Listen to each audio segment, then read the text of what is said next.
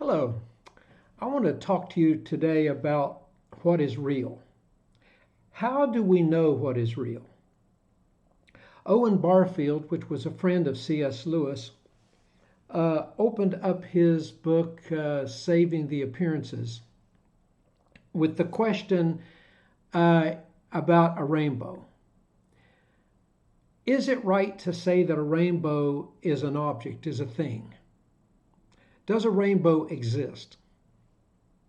Well, it's hard to really answer that question if you think about it, because if I am with you somewhere and I see a rainbow and I say, look over there, there's a rainbow over there, and you look and I can say, do you see that band of red? You can say, yeah, I see it.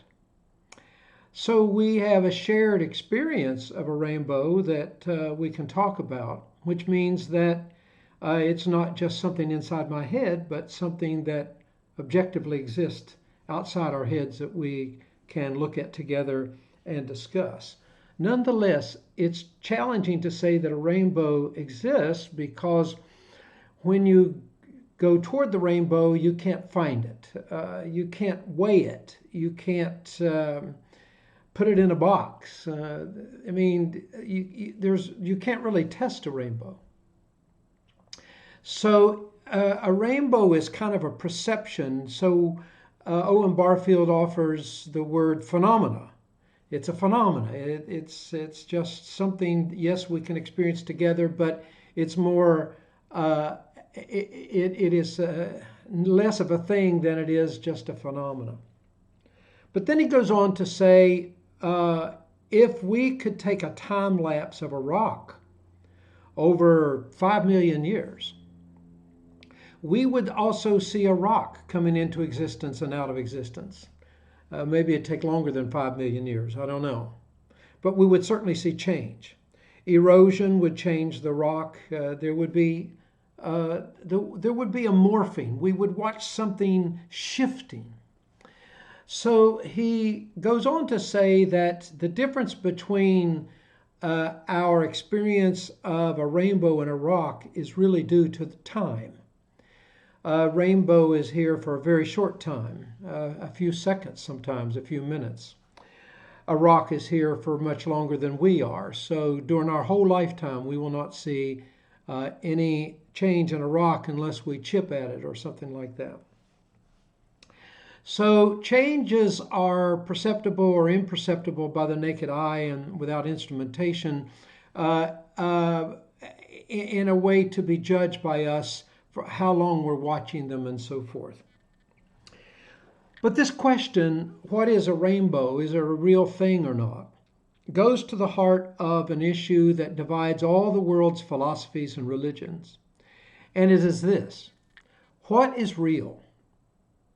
What can I say is real and what is not real? Most of us know what a mirage is, and if you've ever lived in the desert as I have, you hear people talk about mirages, but a mirage is when you're in a bleak landscape and you need water, and you look in the far distance and there is a lake, and you move toward the lake, but the lake keeps moving. The lake is not there. The lake is something that your mind projects onto the simmering, rising heat waves off the sand. So all philosophies and all religions in the world could really be lumped under three categories. And the categories, the three categories would be created by that question, what is real? And there's only three answers. And the first answer is material is real. So this is what we call materialism. And materialism says that that everything is finally reducible to matter.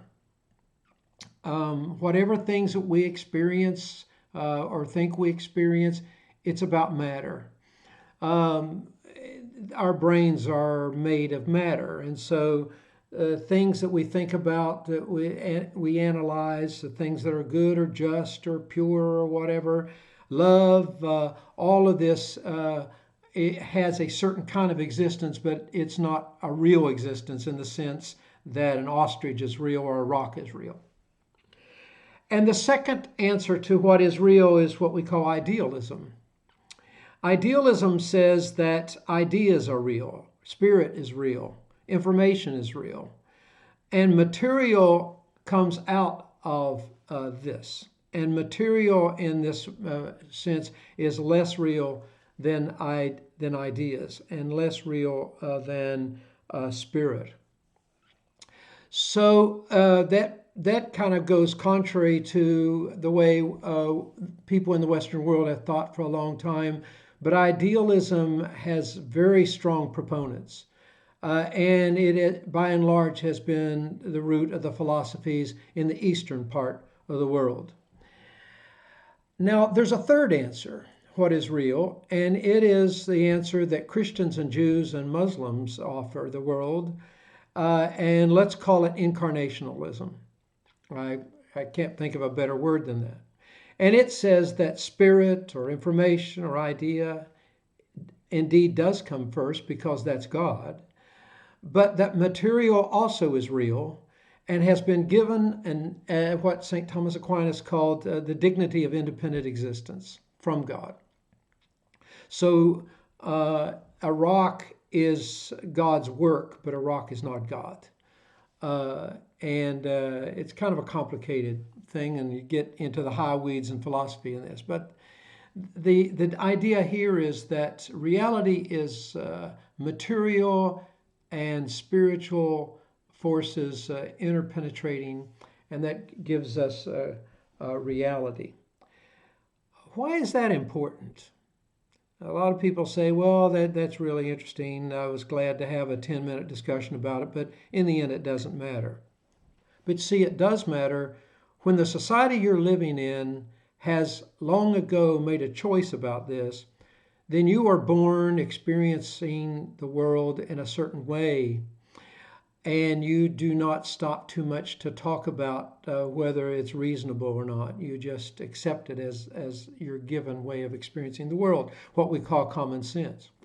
But when a society is changing, like ours has been changing, suddenly it's up for grabs how you interpret reality.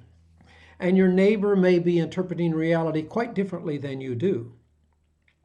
I lived in Arizona for 10 years, and I experience a lot of very bright people who are New Age practitioners or sometimes from Native American backgrounds. And these people are idealists. So as Deepak Chopra once said, the body is the printout of the mind.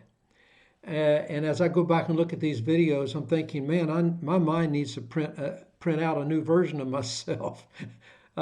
Which he would say that can be done, and I'm like, I'm listening. Not making fun. As I read over some of the most brilliant essays in history have been about idealism, not all of them in the East. Some of them have been in Western philosophy as well. So here we are in the middle of a change in our culture about describing what is real. And so when you no longer believe in the incarnational view, or you no longer believe in the material view, then you go to this informational view or idealistic view. Then everything that is material then comes up for grabs. And that's where we get into things like gender fluidity and the other questions that for an older generation just seem insane. They're insane only because they don't ground themselves in the same kind of definitions and explanations of reality that most older people in the Western world have had. So we may differ about a lot of things that are not nearly as insane as they first sound. And so if we really want to discuss with our children, our grandchildren, our neighbors that differ from us, we're going to have a little better understanding of where they're coming from and why. And so this question of what is real looms right in the beginning. Speaking of in the beginning, and I'm going to have to bring this to an end, the Jewish Christian answer of what is real is contained in the first chapter of the book of Genesis. It starts off with a spirit, God, infinite information, we may say. And God says, he informs, and he creates. But he creates a material universe into which human beings then emerge. And in this material universe, we are to understand as Christians and Jews that behind the material universe, there is a spiritual universe. And it is seeping through and permeating, and we sense its presence. So the Christian and the Jew is somewhere in between this materialism and idealism. It's a very different grounding in reality altogether. Unfortunately, many Christians have never really explored this. They don't really know kind of what to say about these questions that are emerging now in the modern world. They're not new questions. They're voiced differently. Sometimes they come from technology and science in ways that we have not had to deal with in the past, but they're not new questions really. They're very old questions, and they've been dealt with throughout the centuries, and that's what this series is about, is trying to inform us, all of us, about how to talk to our neighbors respectfully, responsibly, and come to honest conclusions about where we stand on these things. And that's the big one. What is real? Knowing what is real, what is private reality, and what is a shared reality. A dream is a private reality. A rainbow, as it turns out, is a shared reality, though we're not always sure what to make of it. Thanks for tuning in.